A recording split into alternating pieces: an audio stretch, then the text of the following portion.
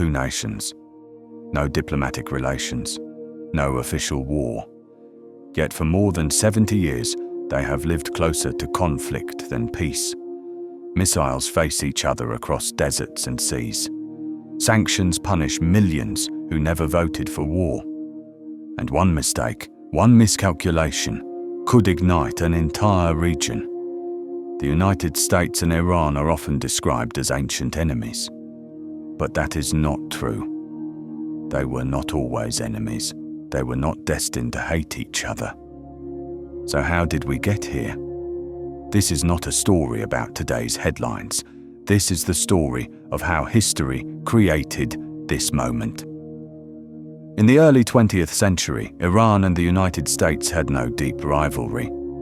America was not a colonial power in Iran.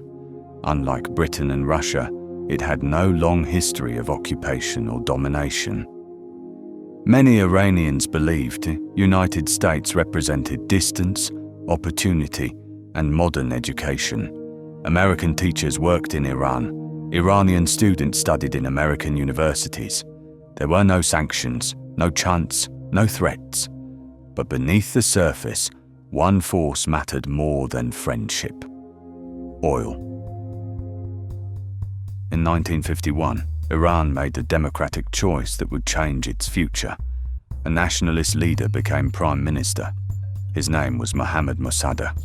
Mossadegh believed Iran's oil should belong to Iranians, not foreign companies.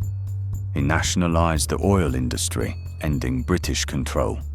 For Britain, this was unacceptable.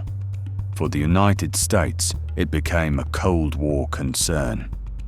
Washington feared that instability in Iran could push the country toward the Soviet Union. In 1953, American and British intelligence orchestrated a coup. Mossadegh was removed from power. Iran's democracy collapsed.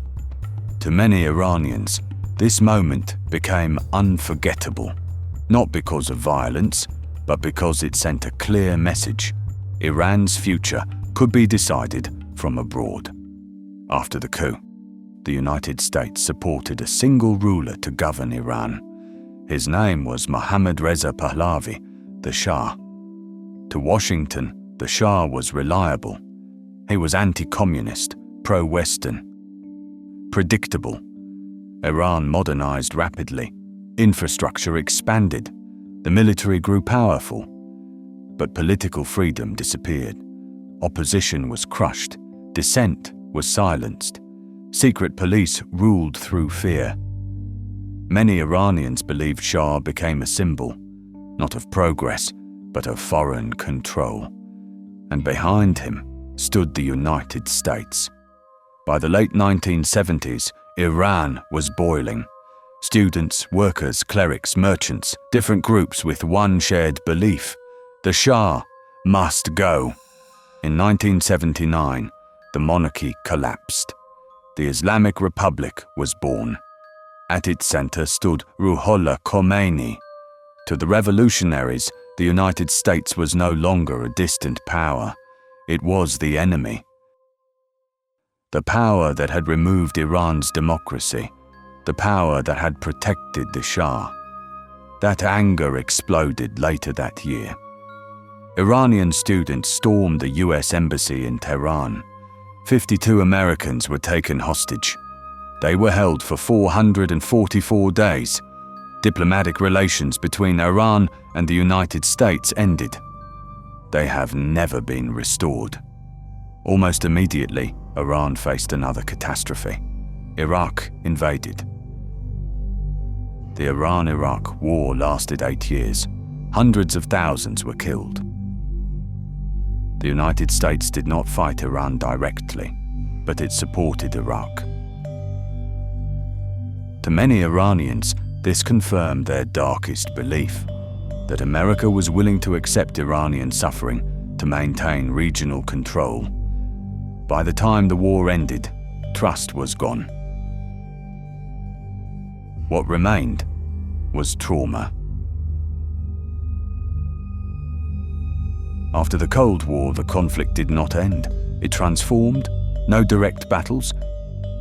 Instead, proxies. Iran supported allied groups across the Middle East.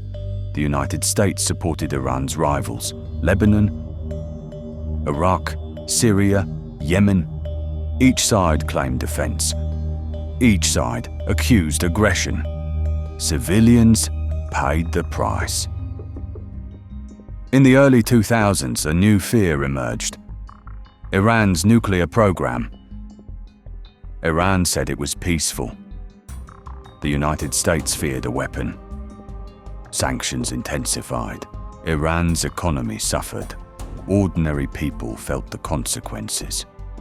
In 2015, something rare happened: a deal. Limits were placed on Iran's nuclear program. Sanctions were eased. For a moment, tensions cooled. Then the deal collapsed. Sanctions returned.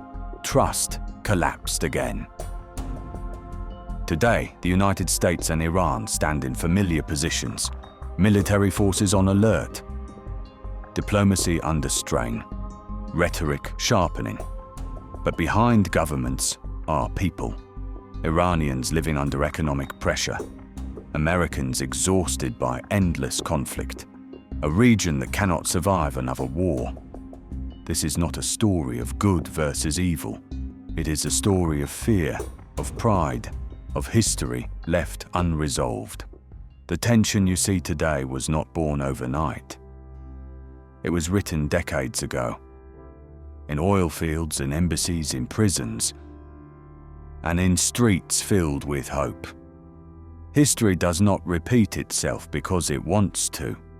It repeats itself because no one finishes the story.